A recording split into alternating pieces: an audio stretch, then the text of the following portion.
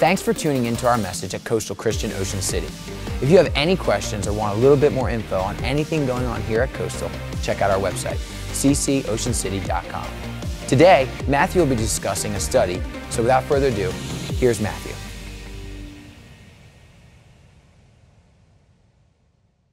We all have needs in this life, and it is often the needs we have that determine the life we live. In other words, we pursue that which we believe can fill the hole in our soul. And in the midst of a society that bombards us with so many voices inviting us to come get a quick fix, it is hard to decipher which invitation actually provides help and rest. Yet through the world's false hopes of satisfaction, there is one voice that beckons us to come find true restoration. Jesus said, "Come to me, all you who labor and are heavy laden, and I will give you rest." And this invitation isn't just from a lowly carpenter, but a powerful creator. You see, God gladly invites the tired and weighed down to find rest in Him by taking His yoke upon us. And when we learn His way and go willingly with His work, we find rest in our souls. So can you hear Jesus' invitation now? It's the one that tells you to come to Him. It's not religion, but relationship. Church, the greatest work of rest came through Christ on the cross. Therefore, rest works greatest when we come to Christ through the cross.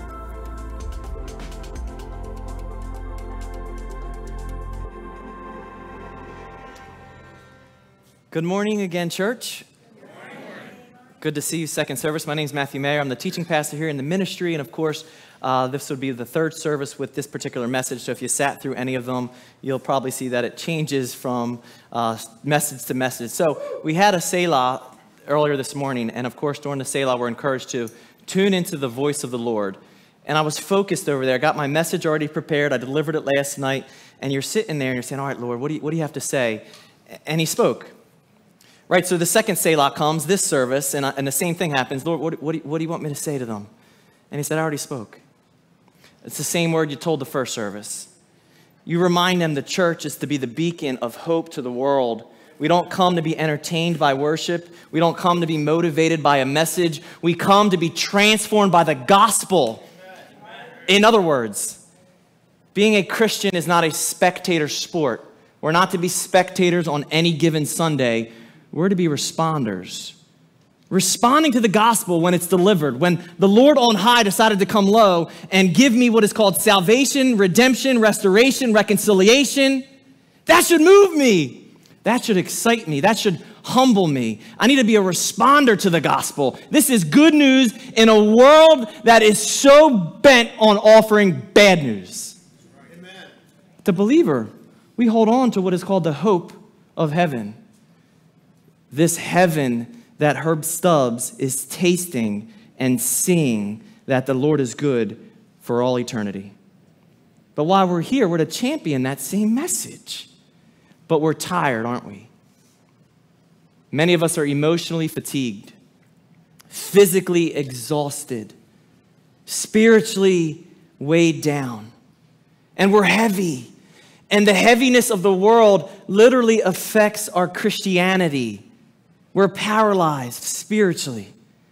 Yet there's this great and mighty voice that through all of the noise and through all of the weight is beckoning us and calling us and wooing us back to Himself. So as you heard that final quote in the promo video, I would love for it to be back on the screen if you can. And the quote is this: the greatest work of rest came through Christ on the cross. Consider, the greatest work of rest came through Christ offering Himself on the cross. He restored all of humanity. Presently, creation naturally is in rebellion. It's actually groaning. Romans 8 says, creation is groaning to be set free. The earthquakes, the storms rage. That's creation in its order, waiting for Jesus to come back to set it free permanently. But God on high didn't wait to set His primary creation free, the creation of you and me. You see, when He gave us Jesus, He gave us the opportunity to find rest, true rest. That's why the second part of that quote says, rest will work greatest when we come to Christ through the cross. You may have given your life to Jesus when you were a young one.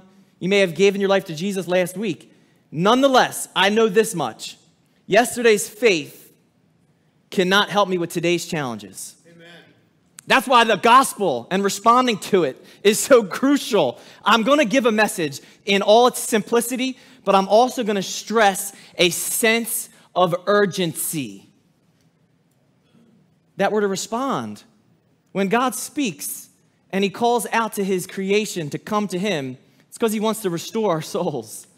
He wants to restore it back to the proper order. So when I talk about rest, let me define it for you. Rest means relief, ease, intermission, cessation from labor, tranquility, or peace of soul. But the word rest in Greek is anapausis. Ana, the first word, means to work a process. And I said, that's interesting. Rest has the idea or connotation of not working a process, inactivity. And God says, no, if it's inactivity, that leads to rust, not rest. So you got to work this process. And then the second part of that word, pausis, it sounds like the English word pause. So we work the process of salvation and we're brought to a point of pause. The word is, interestingly, again, it made me do a further word search, recreation.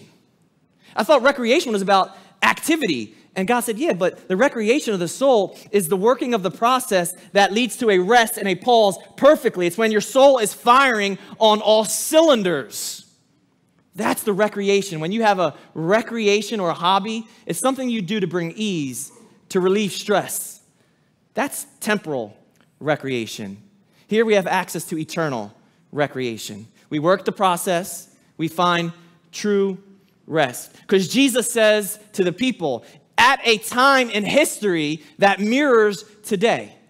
In other words, when Jesus said, come to me, he was speaking to a land that was not only sin-soaked, but it was a land that was heavy laden by religion. You know, the establishment that God had ordained for the people to bring the commoner to him was known as religion. And of course, instead of bringing the people to God, the religious elite wound up laying heavy burdens on the backs of the people, crushing burdens, heavy burdens, so much so that people got discouraged. And I don't know if that's where you're at today. You've tried religion out, you've tried the traditions out, you've tried that other church out, and you're saying, I can't figure out why I can't find rest in my soul. Well, I'll tell you, in all those sequences, you're missing Christ. If any of those things don't bring us to the end, then it actually is working against God's rest. Traditions, religion, and at a time when Jesus was calling out to the people corporately, previous to this exact account, he actually is giving out woes. Woe to you, because you saw my works, you saw my presence, and you didn't respond. Woe to you. And then he actually turns and invites each person individually. I know the nation is rejecting me corporately, but I'm not going to stop inviting my people to come to me personally.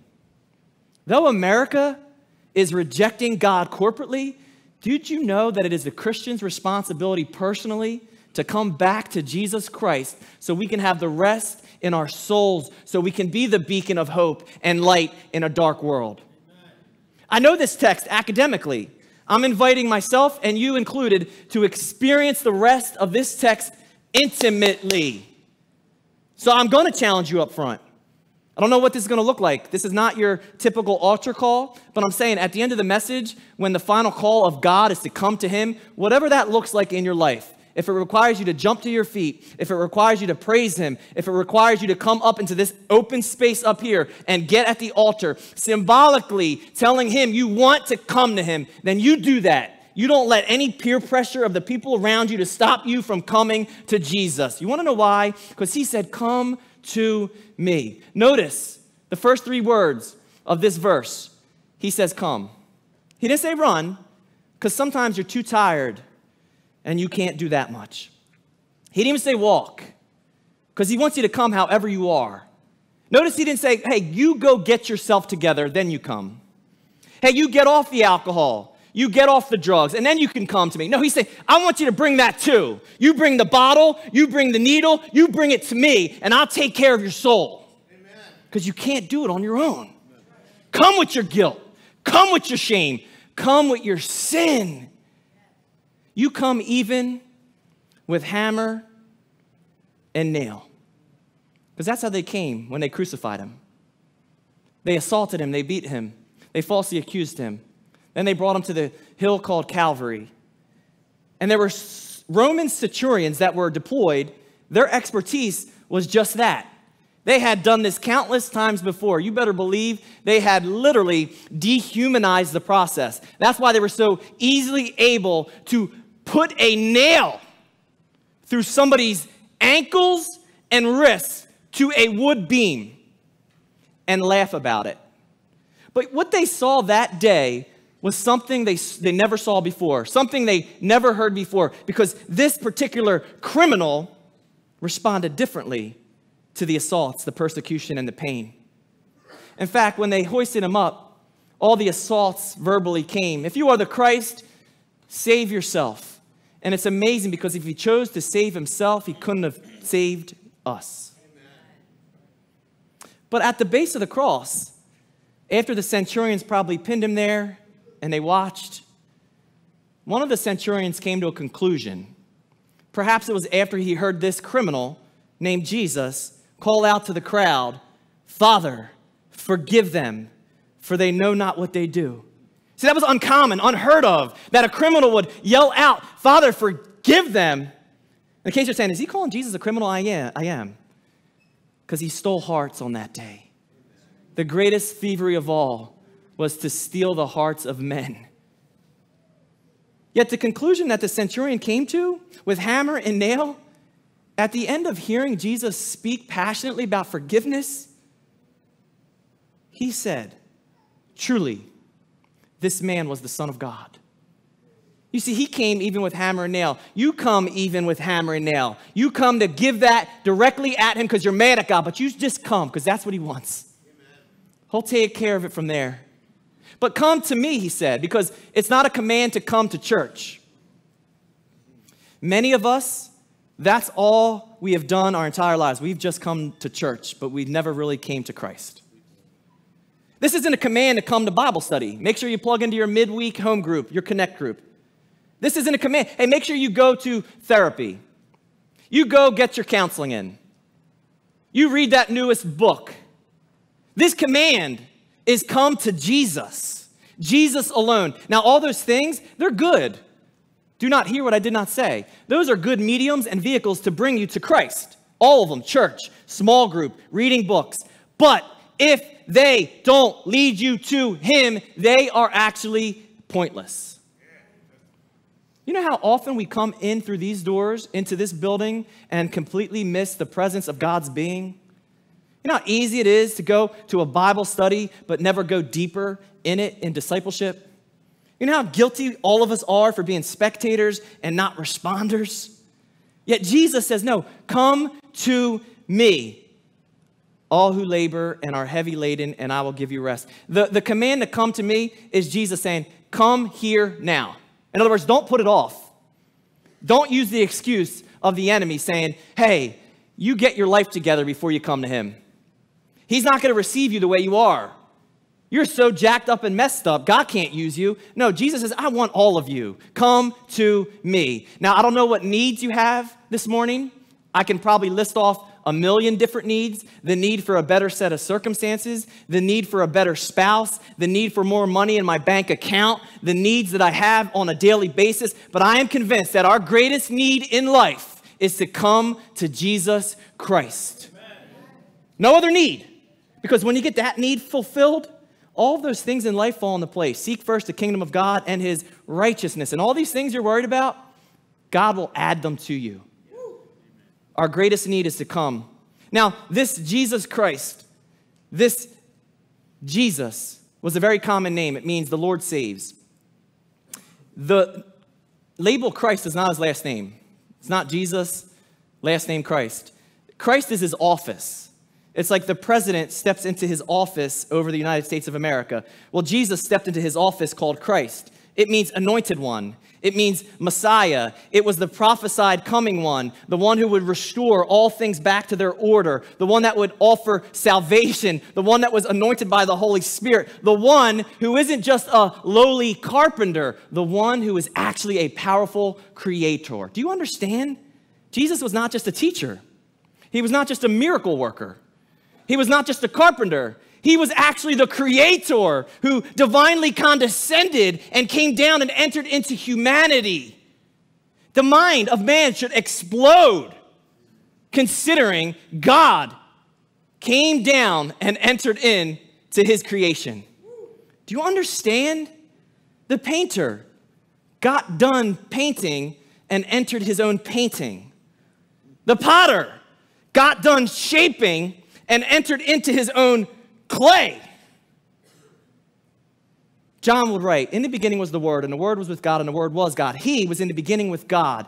That's an awesome sequence of verses. But what happens next? And all things were made through him, Jesus, and without him, nothing was made that was made.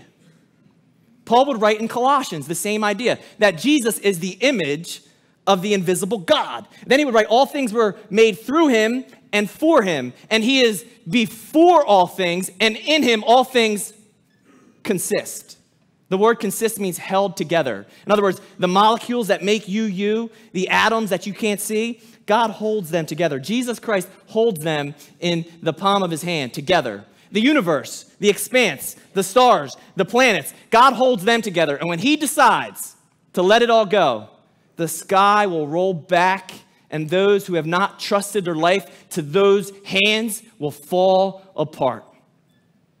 Have you trusted your life to the hands of Christ today? Have you given him access to restore your soul, to give you the rest that the world and its quick fixes can never give? Come to me, Jesus said, verse 28, all who labor. Who are those who are qualified to come? Those who are stuck in labor. This is a word that is stressing exhaustion. Anybody there? Anybody working their way in the world and you're just tired at the end of the day? You are fatigued. You are burnout. You are looking for the satisfaction in every area, and it never gives you what your soul is craving. There's a hole in your soul, and God is the only one that can fit into it.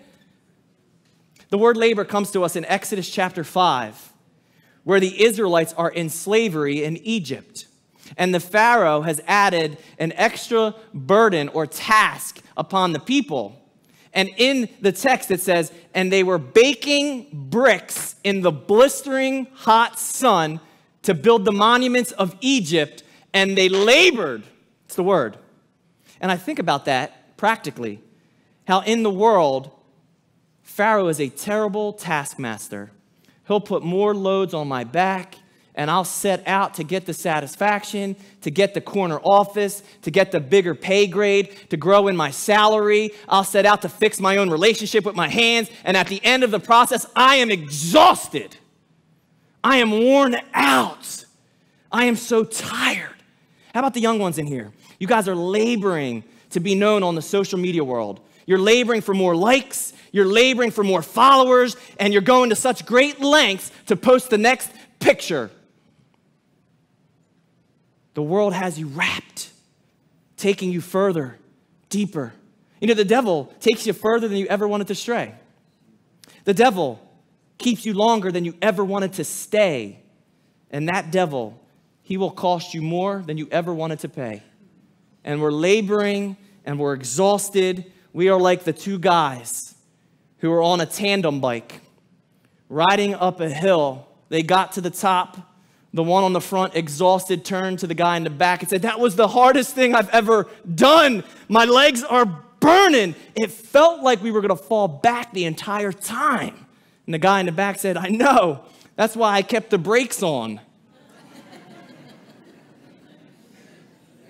And no matter how high you get up that mountain called life, no matter how much success comes your way, the brakes of your soul will always be on without Christ.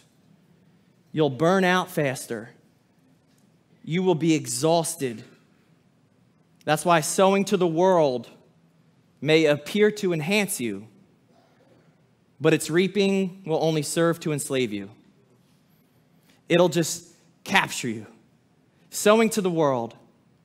Whatever that looks like in your own life, I know you are all mature enough to make the practical application. How am I sowing into the world?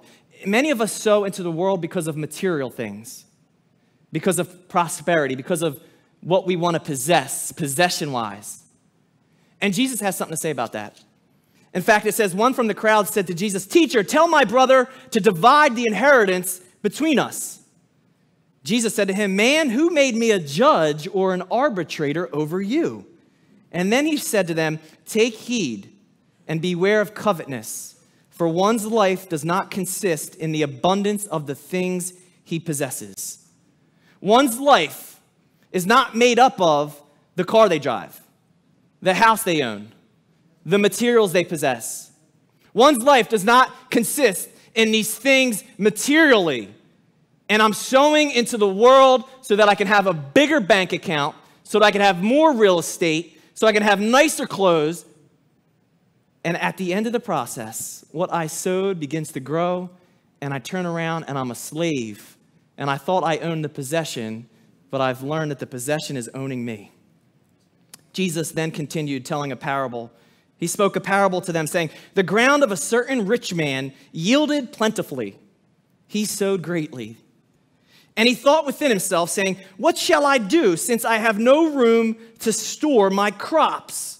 So he said, 'I will do this. I will pull down my barns and build greater ones, and there I will store all my crops and all my goods. And I will say to my soul, Soul, you have many goods laid up for many years. Take your ease, eat, drink, and be merry.'" Take your ease. It actually means take your rest. But you see the oxymoronic comment? I need to tear my barns down and labor some more to build bigger barns to fill them up. And at the end of that process, he would most likely have to tear those barns down to fill them up. Do you understand there's no labor in that? And that's why he said, I'll eventually be able to say, take your rest, soul, eat, drink, and be merry. And a life lived like that, yes, you might be rich materially, but are you bankrupt spiritually? Because then Jesus says, but God said to him, fool, tonight your soul will be required of you. Then whose will those things be which you have provided? In other words, what are we leaving behind? What are we sowing to the people behind us? You just heard a legacy of a man named Herb Stubbs. My encounters with him were short, but they were powerful. Because every single time I saw him, he was dying rapidly. Yet there was life inside of him that was obvious. The peace of God shone through his eyes. My short encounters with him was him telling me how this has been good for him. Amen. And that legacy of his life is now echoing in a church in Ocean City out of the mouth of one of the teaching pastors. Do you understand? Him being in glory now, though he sowed to the faith, he's reaping what is called spiritual legacy. Jesus then makes his ultimate point. He said, so is he who lays up treasure for himself and is not rich toward God. Let me translate that. So is he who sows to the world, but does not sow to the word. So is he who sows to sin, but does not sow to the Son. So is he who, is sowing to religion, but you're not sowing to a relationship. Now, I'm not talking about just coming and praying a quick prayer. I'm not talking about coming and accepting Jesus. I'm talking about the idea, the recognition that Jesus accepts you. You know, I could say a quick prayer, Jesus, come into my heart, I accept you. And the reason I leave so rapidly and I leave the rest and the peace that he wants to give to me forever is because I have this idea that I accepted him, but if I flip that on its head and I recognize this God accepts me, all of my guilt and all my shame, all my mistakes, all my faults and failures, all my fractures, all my bruises, all my baggage, you accept me? And he goes, yep. Do you know that's going to keep me by his side? You know I'm going to want to be connected to him, attached to him? He said, come to me, all you who labor and are heavy laden. This word heavy laden has double meaning. Heavy laden religiously. The people were drowning in religion and ritual and tradition. But the other idea is heavy laden sinfully. Isaiah chapter 1, verse 4, the prophet would write about the nation of Israel. Alas, sinful nation, a people laden with iniquity. David, in a season of sin, would journal, for my iniquities have gone over my head. He said, I'm drowning in sin, and I can't get out. There's nothing he could do to get out of his sin. Like a heavy burden, they are too heavy for me. If you feel that this morning in your heart is heavy because of sin, it's supposed to feel that way. It's supposed to crush you. It's supposed to drive you to the only one who could deal with it. You can't deal with it on your own. You can't set you free from addiction. You can't get out of lust on your own.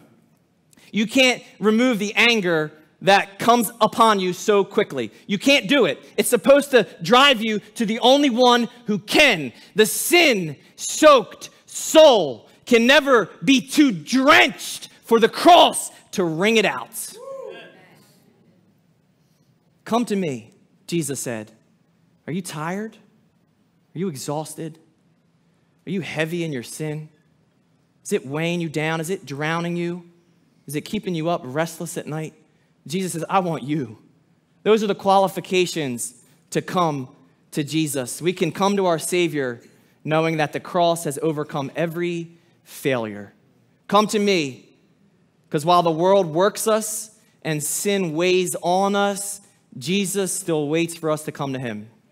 You know, the world, you look at it and you will be distressed. Your own situation, you look at it, you will be depressed. But when you look to Christ, you will find that rest. And he waits, and he beckons, and he summons, and he woos us with his love. He is not a God that is going to put our face in our mess. He's actually going to enter into the mess with us and help us navigate it. Come to me, all you who labor, all you who are heavy, and I will give you rest, ease, intermission. And I believe many of us have come to that. Many of us in here, no doubt, have come to find rest and relief. But because we soon leave his side, we leave behind that peace. That's why Jesus said, I need you to take my yoke upon you. You know, don't just come to me, now stay with me. That's what the yoke was all about. The yoke, if you Google it, you'll see it's a wooden beam or a harness that was used to be placed on the back of stock animals. A stock animal was an oxen. And in the yoke, the two oxen would be used to plow a field or to carry a great load that man's power couldn't do. So they would put the yoke perfectly on the back. And you'd find out that there is the one ox was the lead ox. The lead ox was the more powerful ox, the more experienced ox.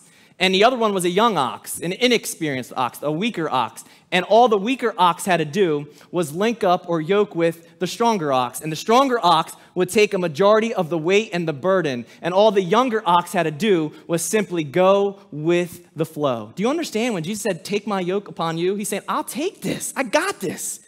You just stay along my side. The word yoke in Latin means to join. Join yourself to me. Connect. Unite. Stay by my side and watch me work, and you will find rest in your soul. Keep your eyes on me. When the world is trying to get you to look at them, to respond to them, you keep your eyes on me. Yoke up with me. Allow my harness, which is governed by heaven, to offer you rest. It's an amazing concept that people at this time understood very well the concept behind a yoke. In fact, yoke was used as an expression to explain a teacher. My teaching is my yoke. So when Jesus said, take my yoke, he's also said, take my word. Take my word upon you. Take my Father's will upon you. Interestingly, a teacher, a pastor, a preacher, or certain denominations and leaders, when they are wearing their large robes, you ever seen them come out with what I'll call a scarf wrapped around them? That long scarf? What's it called? Stole? S-T-O-L. S-T-O-L. There you go. Pastor Gene said it's a stole. S-T-O-L. They're wearing a stole. Did you know the stole is symbolic of a yoke.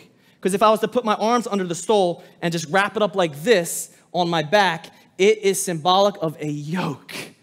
It's the perfect picture of Jesus saying, take my teaching upon you. The yoke to this day is symbolic of submission. It's also symbolic of service. Take my yoke upon you. This Jesus not only takes our heaviness from us, but then he invites us to take his yoke upon us. And he's not going to force it on us. I love this next part. Take my yoke upon you, for I am gentle and lowly in heart. Do you understand? If you do your research, if you read the Gospels, Matthew, Mark, Luke, and John, you will not find anywhere else in the scriptures any autobiographical statement like this that Jesus made about himself. You will find Jesus calling himself the light of the world. And in comparison to darkness, I get that kind of. You will find him calling himself the good shepherd. And in the relationship between a shepherd and a sheep, I get that kind of. You will find him say, I am the vine in relation to branches. And in the relation of that particular agriculture, I get that kind of. But here and only here is Jesus making human characteristic statements that we comprehend about himself. He is saying, I am meek and I am humble. Meekness is a word that the world thinks is weakness. But meekness is not weakness. Meekness is strength under control. It is great composure. It is when the harness of heaven takes your wild life, restrains it, cleans it up, and is now able to use you for his glory. This meekness, I'm going to tell you how it comes to play at its greatest, in my own opinion, in Jesus' life. But I want to illustrate by using a testimony from a friend of mine that I spent prison time with. And his name was Philly. And Philly was an older African-American inmate. Yet Philly, his body, he was like a pit bull. This guy was jacked up, ripped up. But not only that, he was coordinated. And you can figure out coordination when you watch somebody play a sport in the big yard.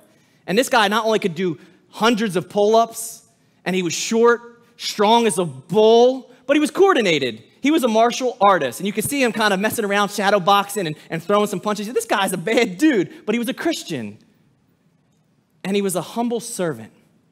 He would serve by cleaning up the housing unit when nobody asked him. And that's a big thing in there. But here's the weird aspect behind that world, is if you clean somebody else's area up and they didn't want you to, they take that as a sign of assault against them. And that's like a fighting activity. And one day, Philly's cleaning up somebody's area, and the gang member, who was larger than him, just as big as him, but let me kind of digress and say he wasn't as coordinated as Philly, because I saw him play a sport in the yard. And I will put my money on a coordinated person over an uncoordinated person, regardless of their size. And if you're understanding what I just put down, yeah, the pastor just challenged you to a fight. So in my mind, I'm saying, Philly will just dust this guy off. But what happened next was, as this larger gang member's ranting and raving, and he's in his face, and he's making a scene, and he's posturing the fight, and Philly, with such composure, everybody on the housing unit stops. They're about to watch a fight. That's how it goes down that quick. And this guy, the gang member, he's getting ready, and Philly spun off, literally turned away from the altercation, got into his top bunk, which was against the wall, turned his back to the situation, and faced the wall. Now, to the naked eye, everybody on the housing unit thought that Philly just got punked.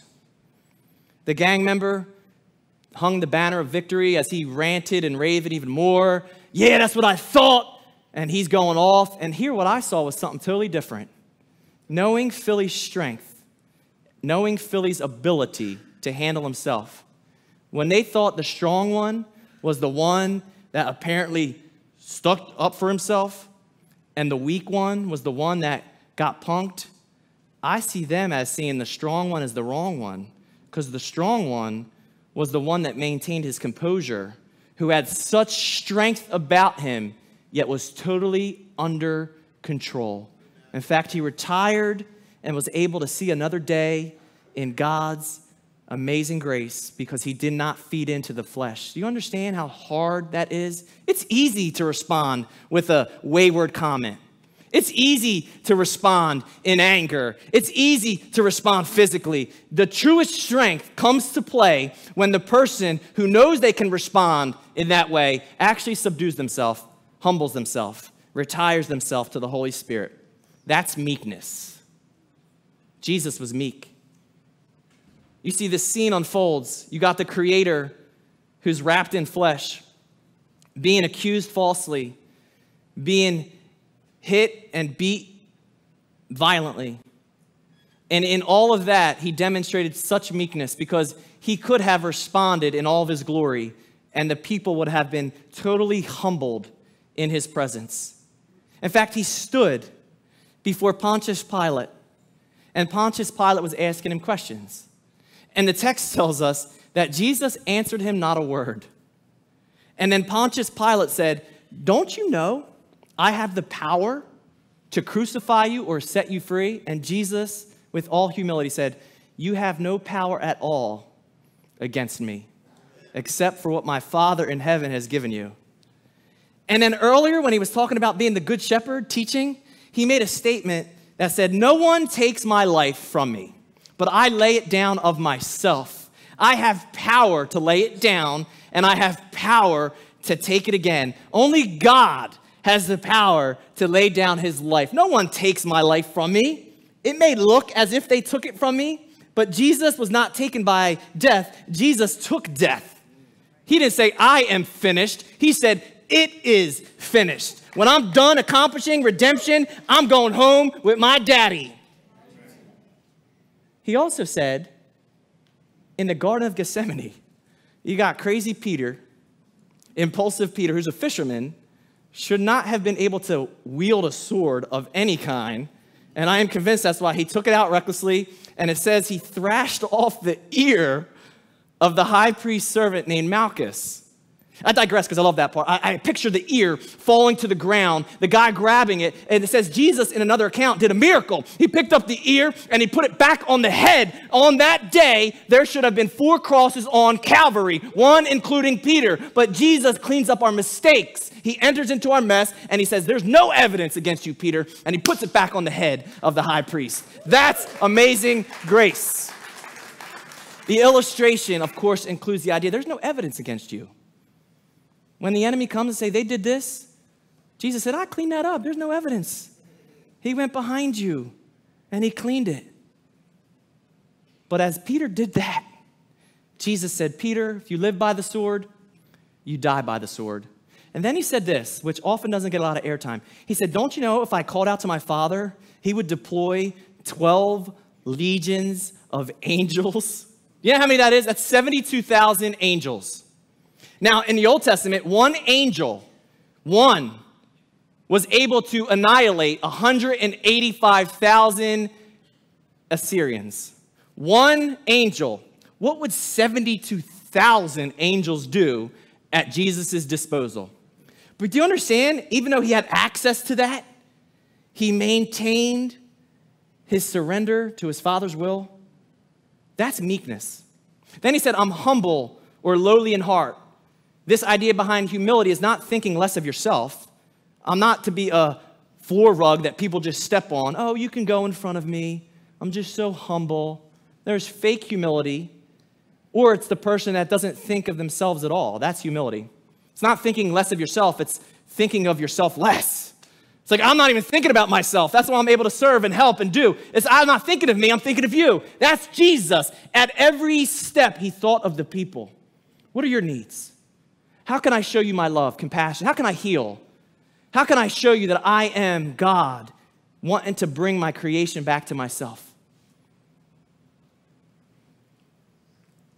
"For my yoke is easy," Jesus said, "and my burden is light." Interestingly, when he said my yoke is easy, the word easy in the Greek has several meanings. It means my yoke is kindly.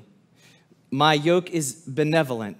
My yoke is productive, but the best one, my yoke is a good fit.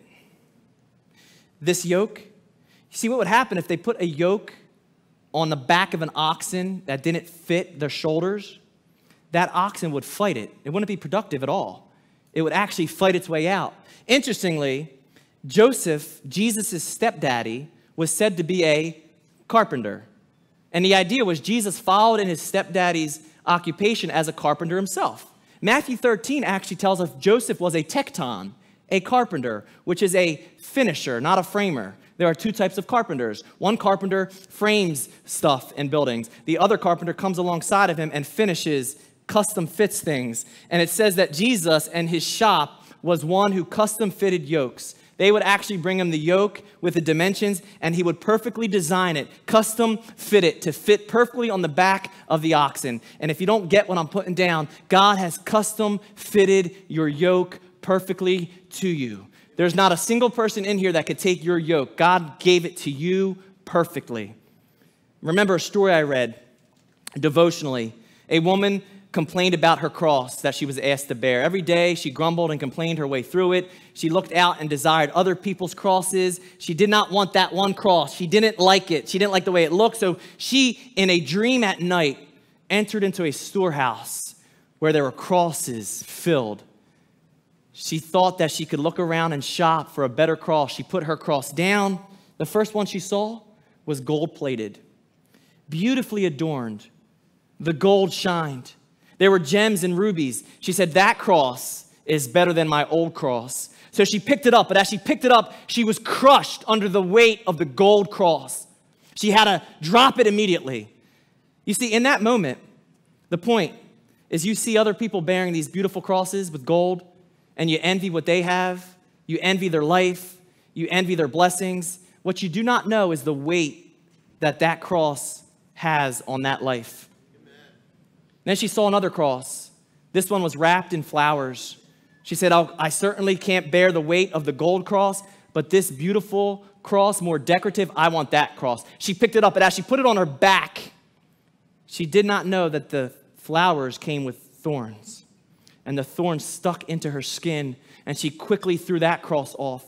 And again, the point is when you see somebody that's bearing this cross and it has beautiful roses and it's blossomed, beautiful flowers, what you don't know is what that person struggled and suffered through, the thorns of life that has allowed them to have such beautiful flowers blossom. She finally made her way around. She saw one cross that would fit perfectly on her back, not as heavy as the gold-plated one, not as thorny or prickly as the flower-decorated one. And she picked it up. It fit perfectly on her back, only to discover that that new cross was her old cross, and it was perfect for her. You understand? His yoke is a good fit, and his burden is light. It is light in comparison to the world's burdens. His burden is actually light. His burden is love. You see, John would say, this is love. Not that you love God, but that God loves you. And this love of God that is for me, it's out of that love I operate. He gives me his love. I receive his love. I love him back with his love. And then I love the world with his love. Because my own love in and of itself is inadequate. It always falls short. I can't muster up enough love in my heart to love you the way God wants me to. So it says, it's not about your love. This is love. Not that you love, but that I love. And when you receive my love and you respond to my love, you have the love to love the people around you. For my burden is love. And when burden is love, you can bear anything the Lord puts in your life.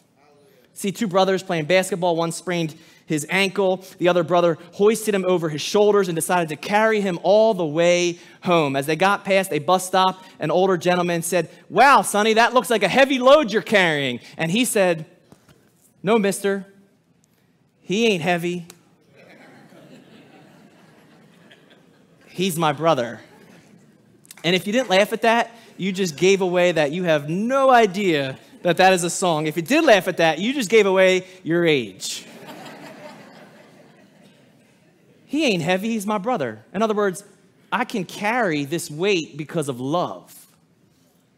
And when Jesus said, my yoke is a good fit and my burden is love, it's out of that love that I respond to him. Because God is in the restoration business. And his primary target is your soul. Do you understand all of heaven is aimed at restoration?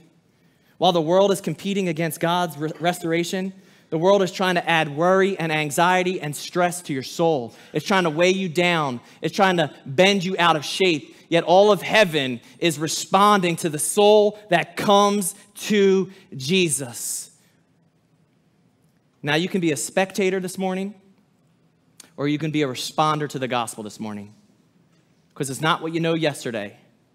It's what you do with what you know today. See, we need rest in our soul. The soul needs rest. The soul, it needs to trust. The soul, it needs Jesus. Come to him. And since we're not dead, we're not done. We've heard it. Let's do it. God bless.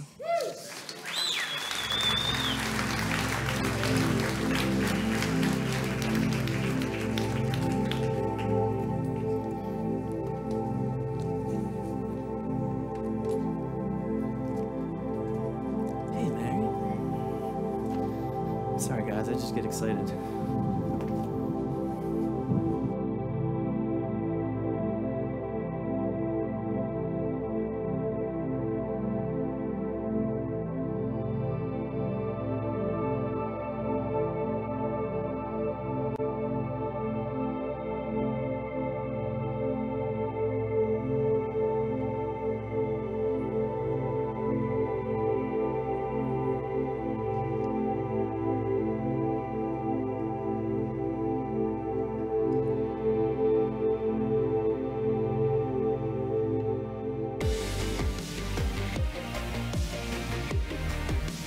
As a church, we believe it's our job to connect our community to Christ. So if Matthew's message impacted you in any way, we'd like to invite you to take part in our mission and share this message with family and friends. We'll see you next week.